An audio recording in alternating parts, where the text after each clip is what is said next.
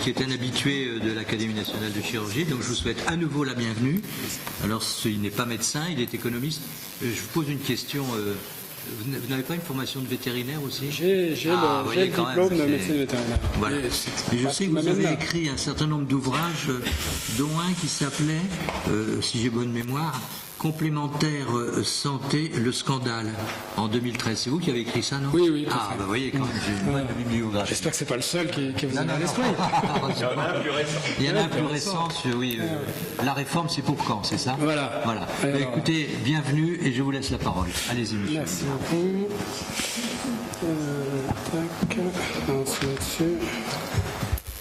Bien, merci beaucoup, Monsieur le Président. Merci à l'Académie de m'avoir invité. Alors, j'ai fait des slides, mais l'idée, c'est d'un petit peu poser quelques données, quelques réflexions pour débattre. Alors, par rapport à ce qui a été dit, juste en introduction, je ne vous parlerai pas de public ou de privé. En tant qu'économiste, la théorie est assez claire là-dessus. La question n'est pas une question de statut, mais une question de régulation de ces opérateurs. Il n'y a pas de raison qu'une institution publique ne puisse pas être économiquement efficace, je ne parle pas de rentable et de distribution de profit, et il n'y a pas de raison qu'une institution privée ne soit pas socialement efficace. D'accord ? Et probablement que la force du modèle français au XXe siècle a été de reposer sur ces deux jambes, public et privé, parce que dans l'idéal, pour un système de santé, il est préférable d'avoir en effet ces deux jambes. Encore faut-il que le secteur public ait envie d'être efficace économiquement et que le secteur privé ait envie d'être efficace socialement. Par défaut, ce qui se passe, et ce qui est en train de se passer, ce qui se passera si on n'arrive pas à refonder le système, c'est en effet une segmentation en deux, avec un public pour une partie de la population et un privé pour une autre partie de la population. Alors, concernant les deux premières présentations, c'est bien que ça s'enchaîne comme ça, puisque la première insistait sur le problème de rémunération, qui est un vrai problème d'attractivité, au-delà d'autres facteurs d'attractivité qui ont été très bien énoncés par M. Fernandez. La deuxième insistait sur la gouvernance, qui est, on est, je crois, d'accord, ça a été dit, la mer, les poissons pourrissent par la tête, comme les institutions. Quand la tête n'est pas la bonne, c'est pas une question de personne, évidemment, c'est qu'on n'a pas les bonnes personnes qui pilotent le système. On n'a pas les bonnes personnes qui pilotent l'hôpital, on n'a pas les bonnes personnes qui pilotent les régions, on n'a pas les bonnes personnes qui pilotent le national. Donc, c'est pas les bonnes personnes, dans le sens pas les bonnes institutions. Bon. Donc, c'est en effet, mais il y a bien d'autres choses. Je rappelle que la crise de l'hôpital public n'est pas plus intensive que la crise de la médecine en ville, que la crise, je déconseille d'aller dans une EHPAD aujourd'hui, que la crise du médico-social, que la crise de l'industrie pharmaceutique. Donc, ça, je suis factuel. Je dirais que ça n'a rien de subjectif, mais à partir de là, il faut quand même qu'on se dise qu'il y a bien un problème ailleurs aussi qu'à l'hôpital. Donc, le problème, il est au cœur de notre système de soins, qui n'est pas un système de santé, premier problème. Et donc il faut accepter quand même de repenser le cœur du système, ou alors on bricole et on continue à essayer à porter un peu plus loin un modèle qui n'est plus adapté. Et c'est pas parce que on a eu le meilleur système de soins que le modèle il est pour l'éternité adapté. Voilà comme introduction. Alors, si au moins j'avais simple objectif aujourd'hui, c'est d'essayer de partager un diagnostic. Parce que croyez-moi, je fais pas mal de débats, à la fois publics ou moins publics, mais il y a un vrai problème de partage du diagnostic. On n'est pas aligné sur le partage du diagnostic. Donc ça, vous êtes médecin, vous savez bien que c'est quand même un problème, c'est que si vous n'êtes pas d'accord pour traiter un patient sur le diagnostic, vous n'allez pas être d'accord sur le traitement.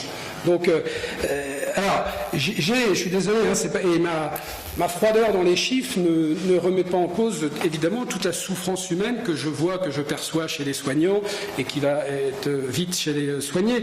Mais voilà, mon rôle, c'est quand même de regarder. Donc, j'ai remis à jour tous les chiffres à partir de la base des données OCDE. Premier désaccord de fond, nous n'avons pas de sous-capacité hospitalière, mais de surcapacité hospitalière.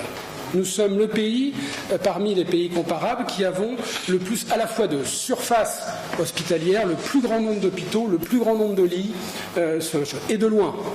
Si vous regardez par exemple, 2018, il y avait 46 hôpitaux en France pour 25 dans la moyenne de 6 pays comparables, aussi bien dans les hôpitaux publics que les hôpitaux privés à but non lucratif que dans les hôpitaux privés à but lucratif. Vous avez beaucoup plus d'hôpitaux, une densité hospitalière qui est beaucoup plus forte en France qu'ailleurs. Peut-être qu'on a raison et peut-être que c'est la chose, mais on verra après. Bon. Autre spécificité, on a beaucoup plus d'hôpitaux généraux.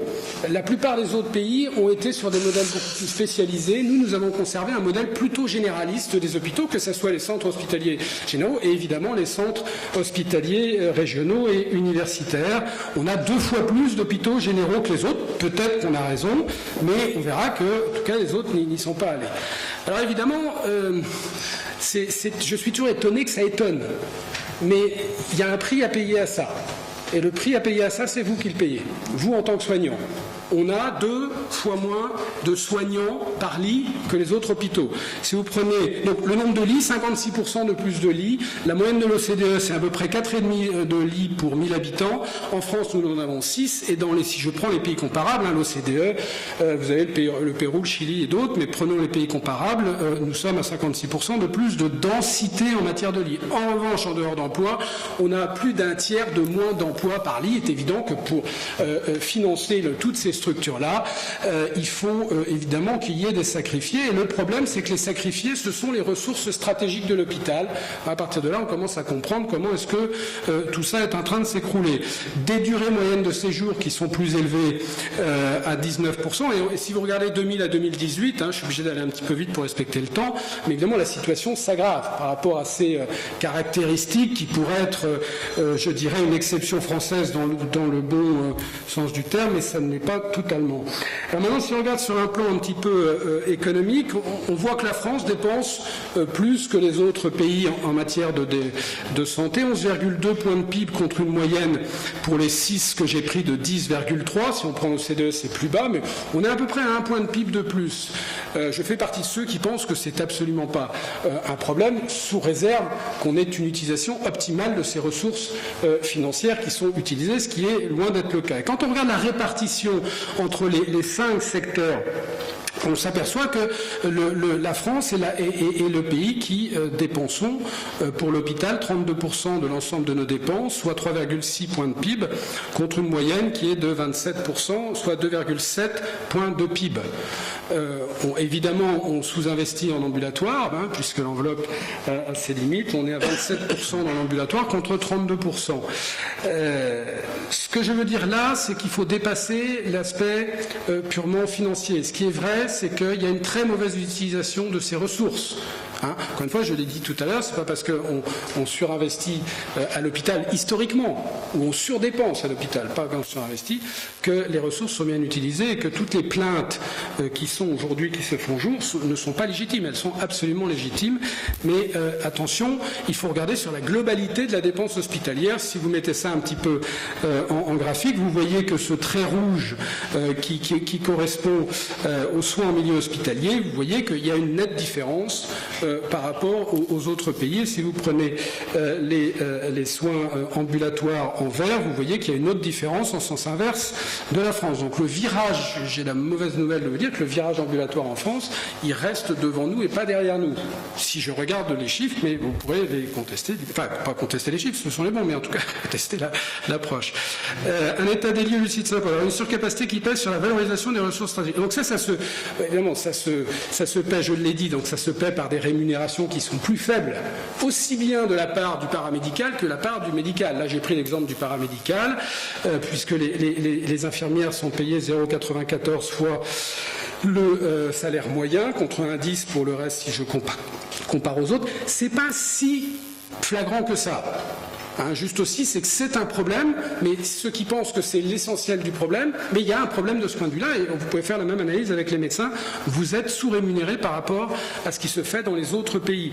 Un sous-investissement dans les technologies innovantes, hein, je rappelle qu'il y a 2 ressources stratégiques à l'hôpital, c'est l'humain et la technologie. Là aussi, j'ai pris juste les IRM à l'hôpital, il y en a 8,4 par million d'habitants à l'hôpital, hein, contre 13,1, il y a un tiers de moins à l'hôpital.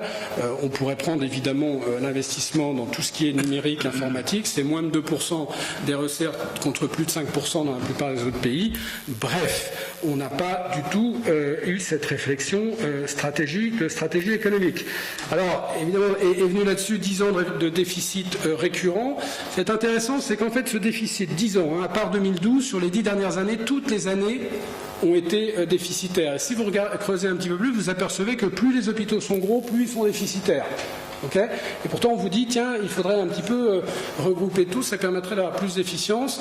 Ce que l'on voit, ce qui n'est pas faux économiquement, même s'il y a toujours un seuil. Vous pouvez aller regrouper des hôpitaux, mais on sait qu'il y a une taille critique qui fait qu'au-dessus de cette taille, vous allez plutôt en déséconomie d'échelle plutôt qu'en économie d'échelle. Donc vous n'améliorez pas l'efficience économique. Mais là, on voit que la PHP a la palme du déficit, et c'est pas parce que c'est la PHP, mais c'est intéressant, c'est que la PHP a une structure très particulière, qui est normalement très intégrée, mais en tout cas, on voit que sur un plan d'efficience économique, ce n'est pas le cas, mais je sais que beaucoup pensent que ce n'est pas un problème. Or, c'est un problème. Encore une fois, il n'y a pas de raison, si on veut faire survivre le service public, enfin, en tout cas le secteur public, l'inefficience économique de notre réseau hospitalier est un vrai problème. On pourra en discuter. Alors, il y a une corrélation entre le taux d'endettement et puis la capacité à investir. Hein, c'est évident pour un économiste, mais ça doit l'être pour tout le monde. Si vous regardez le taux d'endettement depuis 2009, où il atteint à peu près un pic pour avoir un plateau à partir de 2011, vous voyez qu'à partir du moment où le taux d'endettement est trop important, évidemment, vous avez une chute de l'investissement à l'hôpital. Et comme ça fait à peu près 10 ans, vous voyez qu'on est au bout de ce cycle où on a maintenu un endettement, mais d'ailleurs avec une certaine satisfaction. Vous voyez, il y avait des années, on dit, tiens, c'est bien, c'est mieux parce qu'on stabilise l'endettement, mais sans réflexion des conséquences que ça peut avoir. C'est bien de stabiliser l'endettement à un niveau qui soit pertinent. S'il n'est pas pertinent, évidemment, on le paye. Alors, évidemment, ça, sur le plan du malaise social, là, on est en plein dedans. Ça, ce sont les chiffres de 2018. Hein, donc, vous imaginez dans quel sens ça a dû aller depuis 2 ans. Mais on voit déjà que par rapport au reste aux autres secteurs économiques, il y a 15 points d'insatisfaction supplémentaire. Là, vous êtes globalement, direz-vous que vous êtes satisfait de votre travail à gauche. Il y en a 21% qui sont insatisfaits dans l'économie en général. Et il y en a 36% à l'hôpital. Et vous avez à droite un certain nombre de questions pas inintéressantes. Mon travail me génère un niveau de stress acceptable. Dans l'économie en général, il y en a 68% qui disent oui, et donc 49% qui disent oui à l'hôpital. J'ai suffisamment de temps pour accomplir mon travail. 71% dans l'économie en général disent oui, et seulement un tiers du personnel hospitalier dit oui. Encore une fois, ça a 2 ans. Donc, vous imaginez ce que ça peut être maintenant. Mais, enfin, je veux dire, je ne sais pas ce qu'on attend quand on voit ces chiffres, mais c'est quand même... Alors, en effet, ça a été dit, moi, ça fait un certain temps que je dis il y a un petit problème dans l'étatisation du système pour tout un tas de raisons. J'ai juste regardé, je pense que ça va être mis en ligne, vous pourrez le voir, toutes les réformes depuis 30 ans. Et en fait, si j'ai mis en rouge ce qui revenait à une vraie étatisation du système, et en vert ce qui revenait à une... Ah oui, c'est rapide. Ce qui revenait en vert, ce qui revenait à une forme de territorialisation. Et on a fait vraiment le en même temps macronien. C'est-à-dire qu'on a étatisé le système, et en même temps, on a dit, mais regardez, parce qu'on va quand même permettre au terrain, on a donné des outils au terrain. Mais évidemment, les outils d'étatisation étaient tellement plus puissants que les outils territorialisation qu'il en reste uniquement l'étatisation, création des ARH et en même temps mise en place de groupements de coopération sanitaire, refonte du statut des établissements hospitaliers, la loi HPST, ça a été dit et redit, et en même temps des communautés hospitalières territoriales. 2016, création des GHT et en même temps projet territorial de santé mentale. Bref, 2018, 2019, la loi Buzyn, renforcement des GHT, et en même temps, création du projet territorial de santé, ce qui laissait penser qu'en fait, on faisait quelque chose qui était davantage une participation à l'échelle territoriale, mais c'est tout l'inverse en réalité qui se fait. Il suffit de connaître l'administration pour ça. Alors, comprendre les sources de la crise. Il y a deux origines. Je suis obligé d'accélérer parce que c'est en 2 minutes. Il y a d'abord un changement radical de l'environnement. Ça qui est indépendant des politiques qui ont été menées, c'est qu'on n'a pas de pont, c'est qu'il y a un changement qui est darwinien. Tu t'adaptes ou tu disparais. Ça n'a probablement un changement. Donc cette triple transition, c'est la triple transition épidémiologique, démographique et technologique. Donc l'hôpital s'inscrit dans un continuum de prise en charge des patients dont elle n'est souvent plus le centre de gravité, mais le dernier recours. Les progrès technologiques et médicaux nécessitent de sortir du modèle généraliste. Est-ce qu'on l'a fait? Non. La révolution technologique, outre la spécialisation des activités, nécessite une décentralisation de la gouvernance. Il n'y a jamais d'innovation dans un système quand le système il est piloté par le haut. L'innovation part toujours, vous le savez mieux que quiconque en tant que médecin. On a beaucoup critiqué le mandarinat, mais en fait, quand vous avez une gestion des ressources à l'échelle du service par un mandarin ou par un autre, c'est bien plus efficace. De même que quand vous avez une gestion des ressources en ville à partir de la relation médecin-patient, c'est-à-dire à l'échelle du médecin, c'est bien plus efficace. Et là, on a tout recentré la gestion des ressources à partir d'un centralisme que vous dénoncez un petit peu tous, mais il faut le faire. Alors sur le plan de la gouvernance, bon là je vais passer étatisme centralisateur. Moi je ne suis pas contre l'État, loin de là. Je suis un social-libéral qui s'assume, mais je ne suis pas du tout contre l'État, sauf que l'État français il ne sait faire qu'une chose, c'est un État jacobin centralisateur. C'est comme ça, c'est historique. Et ni vous ni moi le changeons. En Espagne ça marche très bien, la régulation étatique via les régions, parce qu'ils sont décentralisés. En Allemagne ça marche plutôt pas mal. Nous, il faut voir notre régime politique tel qu'il est. Et je pars du principe qu'on ne le changera pas. Parce que peut-être, en tout cas, on ne va pas faire la révolution et ce n'est pas l'objectif. Bon, donc il y a un problème sur le plan de la gouvernance. Sur le plan organisationnel, il y a une structure des modèles hospitaliers qui date de 1958. Rien n'a changé dans la réflexion des modèles hospitaliers depuis 1958. Ni à l'extérieur, ni à l'intérieur. Ni comment j'organise cette structuration de l'hôpital, ni comment j'organise les carrières hospitalières. Je parlais tout à l'heure avec M. Fernandez, vous pouvez le regretter ou pas, mais les jeunes, ils ne veulent plus faire une carrière 100% hospitalière, globalement. Les jeunes, mais une grande majorité. Ils ne veulent pas, quand ils rentrent à l'hôpital, se dire que dans 40 ans, ils savent à peu près comment ils vont travailler. Ils ont peut-être tort, et on sait qu'ils ne veulent pas travailler de la même façon, mais voilà. Donc, suggestion peut-être d'adapter les choses. Sur le plan économique, il y a des choix d'investissement public dans les années 2000 et 2010 qui n'ont pas été précédés d'une révision stratégique à la hauteur des enjeux de transformation. On a dépensé beaucoup d'argent, on a investi beaucoup d'argent à l'hôpital. Il y a eu 2 plans de près de plus de 30 milliards d'euros en 2007 et en 2012, notamment pour faire passer la pilule qu'on va étatiser, qu'on va vous mettre la main dessus pour vous contrôler. Mais le seul problème, c'est qu'est-ce qu'on a réfléchi au changement de monde qu'il y avait et donc l'impact que ça avait sur nous? Non. Donc en fait, finalement, on a investi avec un retour très très faible. Évidemment, cette T2A, qui n'est pas l'ennemi de tous et autres, mais quand on l'applique là où on ne doit pas l'appliquer, c'est-à-dire à des actes qui ne sont pas ponctuels et qui ne sont pas programmés, ça marche pas, mais ça, on pouvait le savoir avant. Des choses aussi qui sont faussement étonnantes, il y a un effet ciseau mortifère depuis 10 ans, c'est que, je vous ai pris l'exemple dans le privé, mais dans le public c'est pareil, vous avez de 2014 à 2018, plus 4% à peu près d'inflation, et on a fait baisser les tarifs en cumulé de 6%. L'inflation, c'est globalement l'augmentation des charges aussi à l'hôpital, même si elles sont plus élevées. Bon, donc vous voyez bien que l'effet de ciseau, comment on peut s'étonner que les hôpitaux soient aujourd'hui à genoux? Enfin, je veux dire, c'est pas bon, mais pas quand on disait ça, c'était pas bon. Donc, il y a que là, il y a un vrai problème économique. Alors, à la limite, je vais m'arrêter là parce qu'après, ce sont les pistes. Et là, pour le coup, je noce ma casquette sur l'Institut Santé, il faut revoir la gouvernance. Okay, aujourd'hui, là, vous avez la gouvernance, c'est-à-dire qu'on a mis l'État à l'échelle de l'ARS, c'est l'État qui décide de tout. Il y avait normalement ça qui décidait de beaucoup de choses, parce que c'était géré par les Français, pour les Français, avec les Français, avec votre cycle, avec vos cotisations, tout ça, c'est marginalisé. Maintenant, c'est ça. Bon, est-ce que ce choix, il a été pertinent? Non, parce que, en fait, on ne s'assume pas comme un modèle purement étatiste à l'anglaise, que ça ne marche qu'avec un modèle à l'anglaise. Vous avez un seul statut, statut. Et puis d'ailleurs, certains pensent d'ailleurs qu'il faudrait juste un seul statut et puis on arrivera. Donc soit on va au bout du modèle à l'anglaise, soit on réinvente un modèle à la française. Bon, j'ai pas le temps de faire, mais repenser la gouvernance interne de l'hôpital, ça a été beaucoup dit. On est là-dessus d'ailleurs. Je pense que c'est bien, mais il suffit de le faire, parce que c'est toujours la stratégie des petits pas. Ça marche pas quand vous êtes sur des changements aussi radicaux qu'il y a aujourd'hui dans l'environnement. Donc on a entendu la ministre, il faut rééquilibrer les pouvoirs. Oui, mais tu les rééquilibres, mais tu les rééquilibres complètement. On repense complètement la chose. C'est pas marginal. Pour une autonomie, c'est très juste ce que dit monsieur. Le problème, c'est pas simplement qu'il y a le mauvais pilote, c'est que le pilote, il n'a pas d'autonomie réelle. Donc en fait, vous pouvez mettre un médecin, vous pouvez mettre un techno, vous pouvez mettre ce que vous voulez. Aujourd'hui, il n'a pas d'autonomie. Donc il faut rendre l'autonomie, évidemment, à ceux qui ont un pouvoir de décision d'organisation locaux.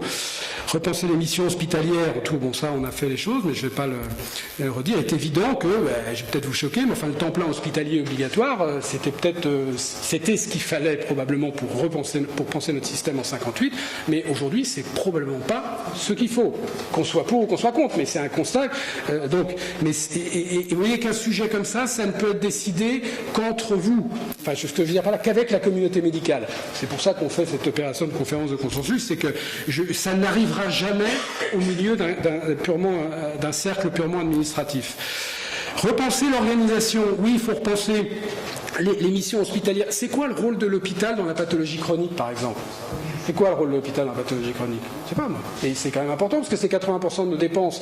Dans 5 ans, ça va être des dépenses de l'assurance maladie qui finance 90% des dépenses de l'hôpital. Ça va être dans les dépenses de l'ALD. Ça peut être intéressant de réfléchir au rôle de l'hôpital pour juste prendre un exemple parmi d'autres. Donc il faut repenser les modèles, mais on ne les repense pas. Par contre, on investit. L'hôpital Nord à Paris, l'hôpital à Nantes. On reconstruit des méga-hôpitaux, cathédrales, qui sont probablement pas la bonne solution, je peux vous le dire, je ne prétends pas avoir la bonne, mais en tout cas, on ne repense pas les modèles hospitaliers. Repenser le financement à court et moyen terme.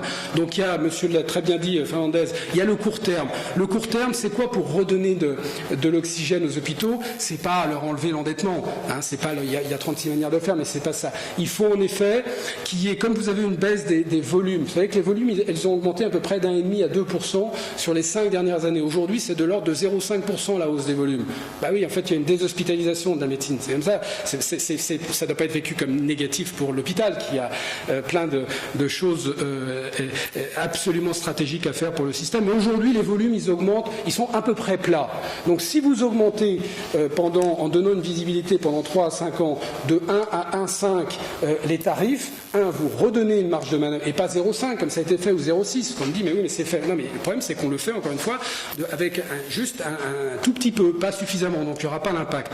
Donc il faut à court terme redonner de l'oxygène aux établissements pour en effet qu'ils puissent investir à la fois sur les ressources technologiques et sur les ressources humaines. Il n'y a pas que le salaire, il y a aussi la formation, parce que le monde change, mais ça serait bien aussi peut-être d'investir sur la formation. Éviter le PKP, le paiement en fort performance, je le vois trimballer, juste ça marche pas. Réaliser une chose sur la soft. Si vous voulez tuer l'hôpital public, mettez ce qu'on est en train de faire, parce que c'est suggéré, mettez le paiement à la performance. Vous allez tuer l'hôpital public en 3 ans, pour ce qui en reste aujourd'hui, mais je pourrais répondre aux questions si c'est la chose. Alors, en conclusion, les réformes depuis 20 ans ont été menées à contre-courant de l'évolution de l'environnement, et oui, notamment cet étatisme tout venant, c'était juste à contre-courant d'un modèle qu'il fallait au contraire décentraliser, dont il fallait inverser la hiérarchie de la décision en partant du local. L'hôpital de 2020 n'est plus géré comme un secteur économique de pointe, alors que ses composantes technologiques et de recherche, son versant industriel, en font un secteur à forte valeur ajoutée. Il y a encore une fois les ressources stratégiques, c'est un secteur de pointe. Il n'y a pas que le service, l'humain, il y a 27 milliards d'achats. C'est un secteur hautement industrialisé, l'hôpital, pour sa partie gestion des flux. Il y a deux choses, il y a le côté industriel et le côté service humain. C'est ces deux choses-là qui doivent être extrêmement efficaces. Bon. Le versant service de soins impose une gouvernance adaptée à un investissement en capital humain, on l'a dit. La crise de l'hôpital est le reflet de la crise systémique d'un système de santé qui n'a pas été adapté aux nouveaux enjeux.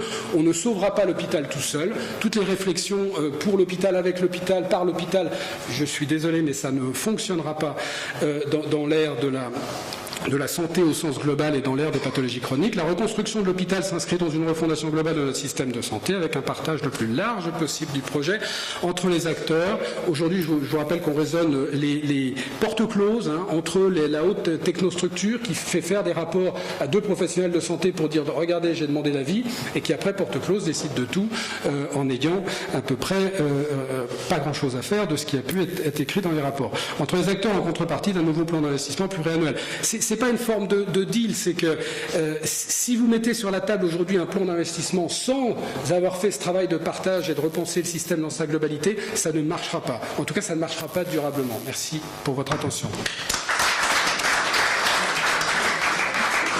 Alors, avez-vous des questions? Alors, il y a Hervé Fernandez.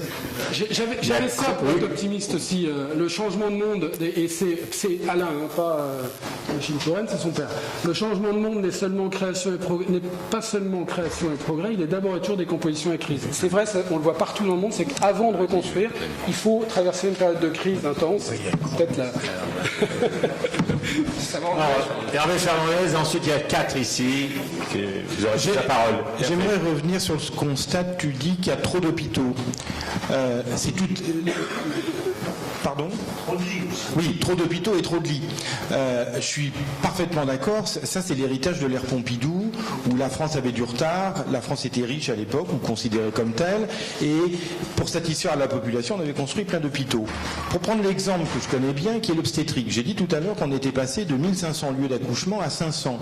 Sauf que dans le constat de dire on va diminuer le nombre d'hôpitaux, oui, on va diminuer le nombre de lits, oui, mais qu'est-ce qui se passe?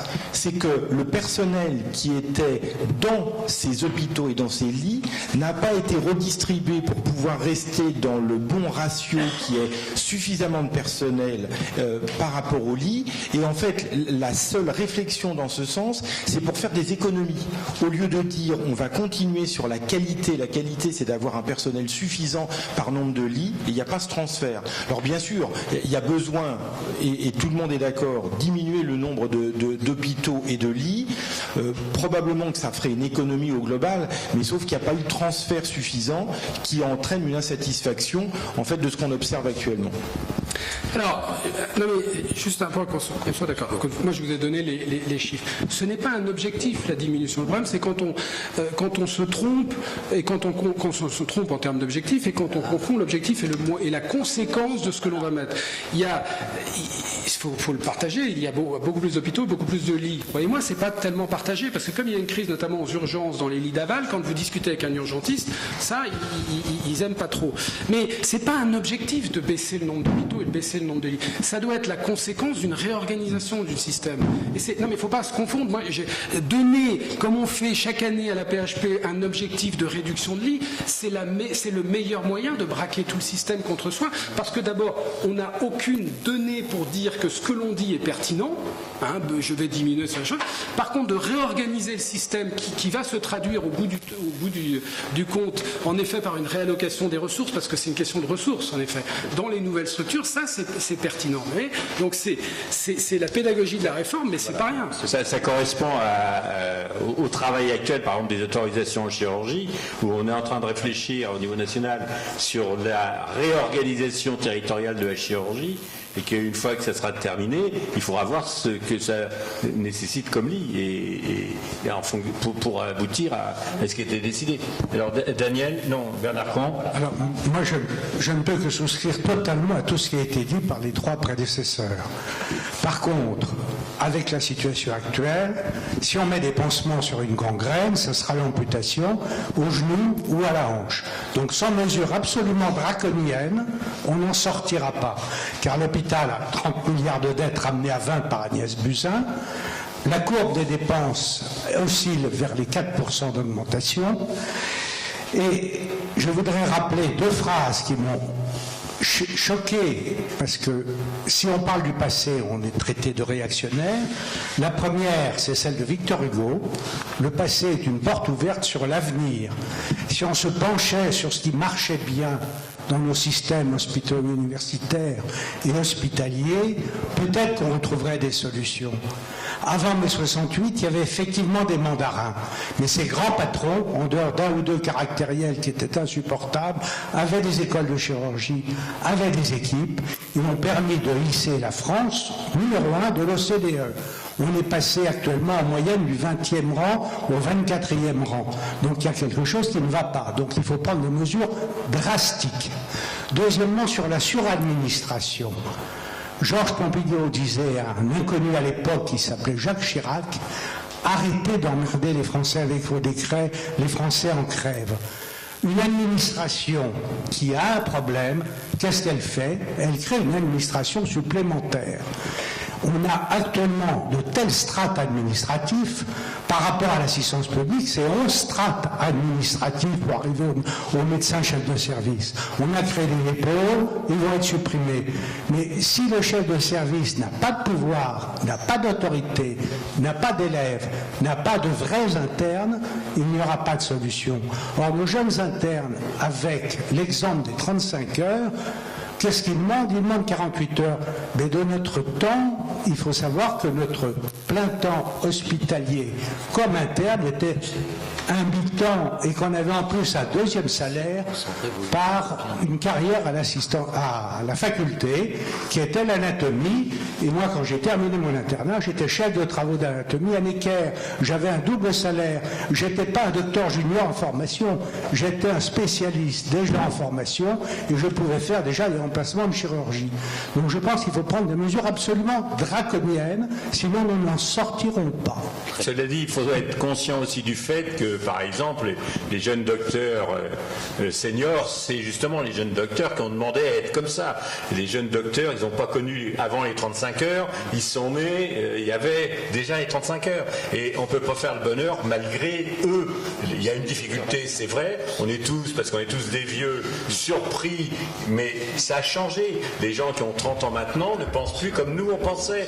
Et si on veut raisonner dans la réorganisation comme nous on a connu quand on était interne, on va se planter à 100%. Donc il y a des choses qui sont comme ça, il fait jour, il fait nuit, on ne va pas dire le contraire, et il faut s'adapter. Sinon, on ne va jamais en sortir. Daniel. Une question très courte. Vous avez parlé de l'école de Rennes sur vos plaques. Qu'est-ce que vous envisagez pour l'école de Rennes?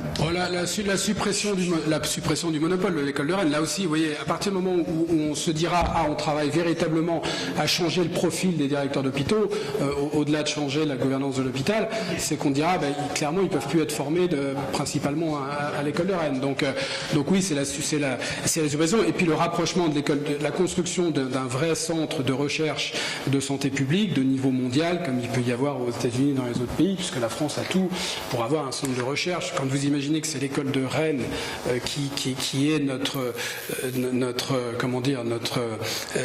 centre, qui devrait être le centre ultra stratégique et de rayonnance mondiale en matière de santé publique, non, il y a un vrai... Et c'est rien contre... C'est pas Rennes ou tout, mais c'est pour ça que ça va s'inscrire dans une refondation en général. Juste par rapport à la réflexion intergénérationnelle, il se trouve que ça fait 2 ans qu'on travaille sur cette refondation. Donc là, on va élargir à l'ensemble des parties prenantes avec cette conférence de consensus. Moi, je suis frappé par une chose qui est de bon sens, mais penser qu'il faut que ça soit les jeunes qui construisent leur futur, c'est juste une utopie. On ne peut pas le faire sans les jeunes. Mais si vous demandez à un jeune comment tu vois le système de santé dans les 10 prochaines années, il vous regarde comme ça, ce qui est bien normal. Si vous revenez en arrière, c'est tellement complexe. Quand vous démarrez votre carrière en ville ou à l'hôpital, vous essayez déjà d'être un bon médecin, d'avoir votre patientèle et d'être efficace. Bon, mais là, si on vous demande, attends, on aimerait bien que tu nous repenses l'ensemble du modèle, en fait, ils sont totalement à nu. En revanche, ils ont leur mode de vie. Et ça, leur mode de vie, il est radicalement différent. J'ai des enfants, voilà, je suis peut-être un peu plus jeune que la moyenne là, mais j'ai des enfants et clairement leur mode de vie, ce ne sera pas celui que j'ai eu. Donc ça, vous êtes obligé vraiment d'avoir une parfaite conscience de ce qu'ils attendent et ce que va être leur mode de vie. Mais la réflexion, elle est intergénérationnelle. C'est toutes les générations qui reconstruiront si on veut vraiment en sortir par le haut. Oui, question. Oui. Bon, tout d'abord, merci beaucoup pour cette magnifique séance. Et effectivement, les 3 intervenants étaient parfaitement complémentaires et intéressants. Heureusement, c'est filmé. Nous recommanderons largement la visualisation sur YouTube. Jean-Marie Luminor, Anatomie Strasbourg. 2 points. pourriez rajouter dans vos tableaux les équipements, notamment d'imagerie, où nous sommes largement en retard en scanner et en IRM. C'est aussi un problème dans la gestion quotidienne. Deuxième aspect, c'est effectivement la psychologie des jeunes, et nous le voyons avec nos étudiants, qu'il faut intégrer. Il est évident que nos internes ne veulent pas rester plus de 35 heures. Quand quelqu'un dit qu'ils veulent rester plus de 48, si on n'a pas un repas ou une pizza ou quelque chose, ils ne restent pas à une réunion même d'un grand compte américain. Et le troisième point, c'est que pour faire des projections sur l'avenir, il faut tenir compte de la réforme des études médicales. Et je vous rappelle qu'aujourd'hui, la réforme s'applique à la rentrée prochaine. Il y a donc suppression du concours de l'internat, suppression du concours de première année et suppression du terme études de médecine. Ça s'appellera études de santé. Ce seront des facultés de santé. Et dans cela, nous changeons totalement de paradigme. Et donc, si l'on veut faire des rapports et des projections, on ne peut pas tenir compte de ce qu'était un interne ou de ce que nous avons vécu comme interne, avec, je pense, une très grande chance et de très grands maîtres, mais ce n'est plus comme cela, à moins de nouveaux changements, mais qui ne viendront sans doute pas avant 10 ans. Nous sommes dans une toute autre optique de formation de professionnels de santé qui seront finalement intermédiaires entre les élites médicales d'autrefois et le grand corps de travailleurs des hôpitaux. Oui, alors juste si je peux préciser un point, vous avez parfaitement raison, mais sauf, j'ai un petit bémol, c'est que vous repensez les études médicales avant d'avoir repensé les missions des uns et des autres et l'organisation du système de santé, c'est mettre la charrue avant les bœufs, c'est exactement ce qu'on est en train de faire. On préparait avec François Richard et d'autres cette conférence de consensus, on préparait les questions à poser, poser des questions. Et il y avait la responsable des internes qui était là, et on a eu cet abord, on dit mais quand est-ce qu'on aborde la formation ? On l'aborde au début, on l'aborde une fois qu'on est bien d'accord sur quelles vont être les missions des uns et des autres, l'organisation des différents acteurs, et à partir de là, on peut se dire, ah, en effet, il faut ou il ne faut pas. Mais prenez le médecin généraliste, ça fait 10 ans que je suis revenu en France, et 10 ans, non, c'est le pivot du système. Il faut qu'il soit le pivot, il faut qu'il y ait d'autres missions qui lui soient confiées. C'est pas avec la gestion des soins courants qui va devenir... Donc à partir de la redéfinition des missions, là, vous redéfinissez un programme de formation. Mais en fait, on redéfinit le programme de formation sans redéfinir les missions, ce qui est un petit peu compliqué. Bon, merci beaucoup. Une question courte. En France, on a un secteur privé et un secteur public. L'augmentation des dépenses de santé, vous allez me dire si c'est vrai ou pas, l'augmentation des dépenses de santé fait que le gouvernement, le seul sur lequel il a un pouvoir un contrôle et un pouvoir, c'est le secteur public. Oui ou non? Non, parce que le financement est public. Il faut distinguer l'offre qui est public-privé, comme vous le dites, et le financement qui est public. Donc à partir de moment, le financement, ce qui finance l'hôpital, c'est la même chose que ce qui finance le secteur privé. Si vous pensez au dépassement d'honoraires, il y a toujours, de toute façon... Non, je suis en train de me dire que c'est plus facile que le secteur public. C'est quand même pas le meilleur, le secteur public, au point de vue architecture et tout. Quand on va se balader en Italie ou ailleurs, c'est bien mieux que souvent. Mais parce qu'en France, on a l'impression qu'il est un peu plus contrôlé, un peu plus strangulé, et qu'au fond, allez, je vais aller jusqu'au bout, que le secteur privé est un peu plus ménagé. C'est faux? Très honnêtement. Non, mais ce qui est faux, par exemple, pour vous dire, c'est que... Non, mais on a cru protéger, je reviens à mon mot de départ, c'est qu'on a cru protéger l'hôpital public en ne le mettant pas dans des capacités à pouvoir être efficace économiquement. Je vous donne un exemple, c'est que pour la tarification à l'activité, en fait, le calcul des tarifs, vous avez deux échelles. C'est-à-dire qu'il devait y avoir une convergence, parce qu'en théorie, on peut se dire pour le même patient et le même acte, il n'y a pas de raison qu'il y ait de différence de tarifs entre le public et le privé. Donc on avait prévu de faire une convergence des tarifs des actes. Or aujourd'hui, on ne l'a pas faite, et il y a à peu près 20% d'écart entre le tarif public et privé. Donc pourquoi on ne l'a pas faite? Parce que sinon, vous tuez l'hôpital public, parce que plutôt que de le réformer et justement de se dire comment je peux faire pour que l'hôpital public soit ce qu'on appelle la fonction de production équivalente à l'hôpital privé à patient équivalent. Non, on a dit non, on va laisser une suradministration dans le public, on va lui laisser des processus extrêmement lourds, ça va coûter plus cher, mais c'est comme ça parce qu'on avait toujours l'idée, c'est comment je peux contrôler le bas avec le plus d'efficacité en étant en haut. C'est par la bureaucratie, Max Weber l'avait dit une fois, c'est par la bureaucratie que vous contrôler l'activité des hommes. Et je crois qu'on en est au bout de cette logique-là avec le système de santé. Très bien, merci Frédéric, je pense qu'on peut l'applaudir.